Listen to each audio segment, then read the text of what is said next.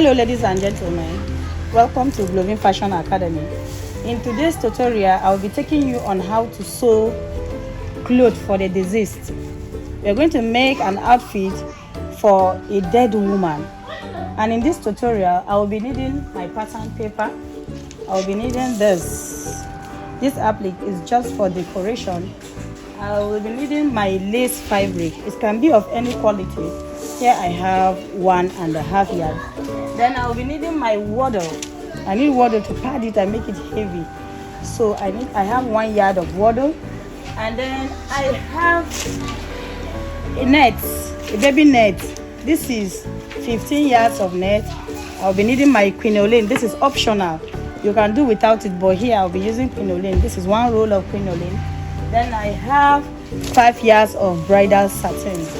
This is 5 yards of bridal satin. And then these are the materials we need for the work. So let's go right on the cotton. Let's get started. All right. Now, the difference between a dead body's clothes and a normal living human being clothes is just the back flap. In dead body's outfit, the back is always open. I'll be showing you how you can achieve that. Now, you know, we don't always measure the dead. That is because so many of us, in fact, all of us will be scared of that. So if your dead client is at the fat size, if your dead client is fat, just use the balls of 45 to 48. It will cover her. If your dead client is at the medium or average size, use the balls of 40 to 42 to 44. 40 to 44, it will cover her. Then if your client is at the slim size or the small size, you just use the size of 34 to 38. It will cover her. So let's get started. Now my client is at the average bodies and I'm using the balls of 40 or 42. I'm using 42. So this is my pattern paper. Remember, we always cut clothes on fold, isn't it? So I'm going to fold my fabric into 2 like this. Remember, the bust measurement I'm working with is 40 and her half length is 15 inches. It's going to be like your normal half length gather's dress. So now I fold my fabric into 2 and then I'm going to measure her bust points from the shoulder. This is my guideline. This is my guideline. From the guideline, I'll measure from the shoulder to her bust point. Her bust point is 10. Although I'm not going to pad it, it's going to just be a normal outfit. Then her half length is 16 inches. This is 16 plus 1 inch joining allowance. Here is what I have. This is her bust point. I'm going to label it bust point. This is her half length. This is her shoulder line. Now the shoulder I'm making use of is an average shoulder measurement of 16. 16 by 2 is 8.5. I'm marking 8.5 right here. This is 8.5. Then I'm sloping the shoulder with 1 inch. Come down from the guideline with how many inch? 1 inch. Then you curve it back to the shoulder line here. Now the armhole. The armhole I'm working with is 9 inches. Just like we use the balls divided by 4 minus 1. Then I'm marking 9 inches directly here. Then I'll take this line up, straight up. Then I'll come to the point where the 2 lines meet and I'll come up with 1.5 inch. Then I'm going to give it a curve to form the arm curve, just like this. Now the bust we are working with is 42. 42 divided by 4 is 10.5. I'm coming here to mark 10.5. After marking the 10.5, I don't need to add any allowance, but if you choose to, you can actually add allowance of 1 inch or 1.5 or whatever, but no need because she cannot get fat anymore. All right, now the same measurement I place on the bust, I'm coming to the waist and I'll place the same measurement, 10.5. I can choose to reduce it.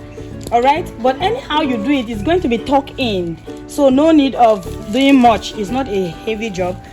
I will go ahead and cut the front pattern.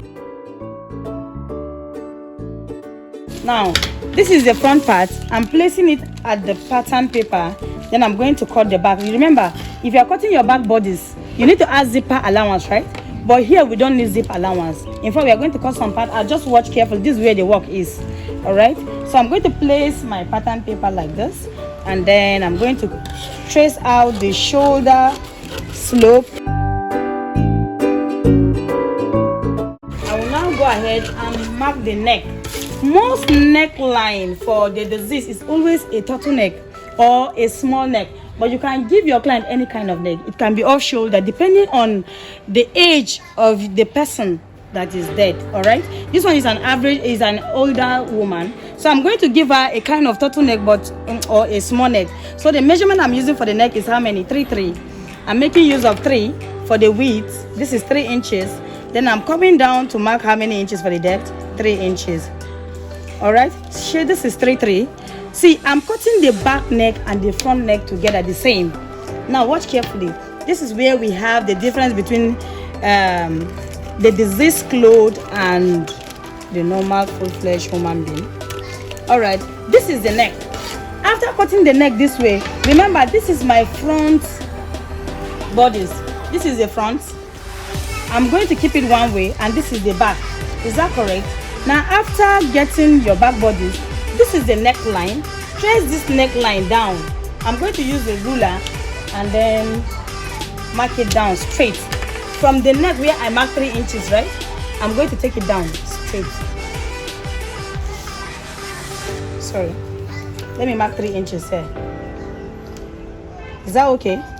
Then here 3 inches. Then here 3 inches. So that I can connect all the dots together to the neck. The 3 inches will be going out. Then here, just like you want to apply loop to your clothes. So this is it. So see, I'm going to cut this out. After cutting this out, we are not going to be needing this. This is useless. It's no longer important. I'm throwing it out. So this is the back bodies of the diseased clothes. So if I have my front panel like this, when I work with it, I pick this one and place on it, and I pick this and place on this. This is the pattern for the half length. Let me quickly cut it on the fabric, then I will show you how I couple it down. All right guys, I'm back again, and this is my pattern. I've cut it on the lace fabric, exactly the same shape. This is the lace fabric that I've cut, and then this is the bridal satin that I've cut, and this is the waddle. I didn't cut lining because I'm using the waddle to turn it. I don't use lining for the work, but waddle will serve as my lining. That is because waddle is thick and it has a kind of foamy-like structures at the back that will absorb moist. Since the disease have moist on their body, this will serve better. No need of using lining. Use waddle. This is the back side, and I've cut the pattern which I showed you earlier. I've cut it on the lace fabric, 2 of it. Then I've cut the bridal. Then this is my waddle for the turning. Then after turning, when I iron it, it will stick to it and it will remain firm. Then for my 15 yards of net, you can use 10 yards. You can even use 5 yards, depending on how full you want it to be, you know. So this is it, and this is my hand needle and thread. I'm going to use it to gather all of this. I will gather it all. Same thing with the bridal. This is the bridal satin, the 5 yards. So when I gather it all, I will come back and show you how it comes out. Ladies and gentlemen, this is called hemming. I'm going to drop a stripe here, and then I'm going to drop some cuts here. This is to enable me stick the lace to the bridal satin.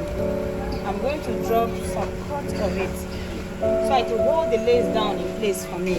So this is the lining. I'm going to put the lace like this, and then I'm going to place it on top, just this way. Then with the help of my cotton lining and water, I'm going to put water on it, then squeeze it very well. Squeeze it on it and give it a good press.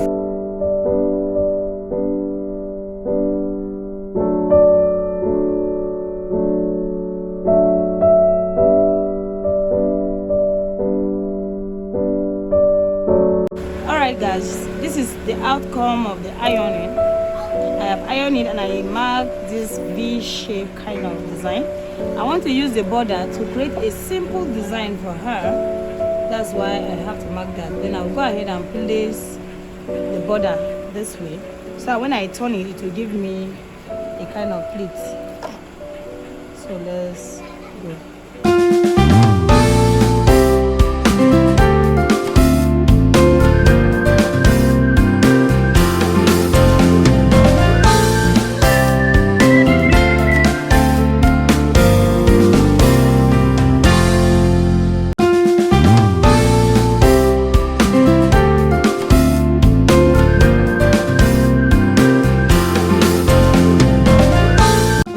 To turn the neck.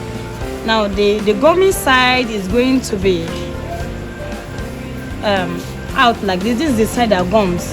Then I'm going to place it on the positive side of the fabric just like this, and then I will use it to turn to sew the neck round.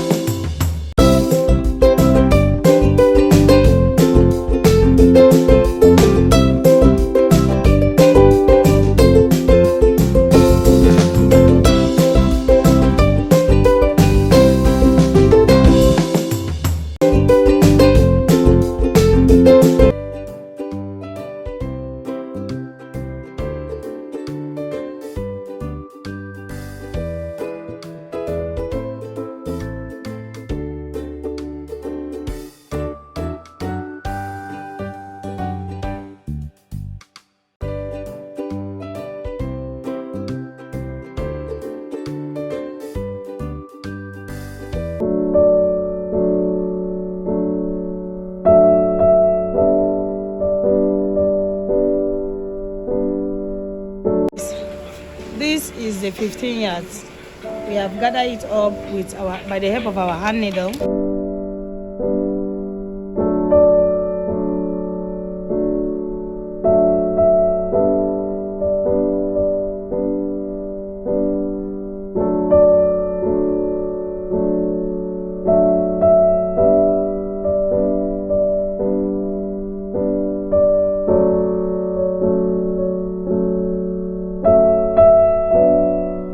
Okay guys, this is the inner part of the disease dress. You can see the half length is being lined with waddle. Then you can see the bridle everywhere is just neatly turned. So let me turn the front. This is the front. This is how it looks. You don't sew the back, you just fix rope on the half length and on the back side. So if you find this video helpful, please give it a thumbs up and press the subscribe button. Thank you. Bye.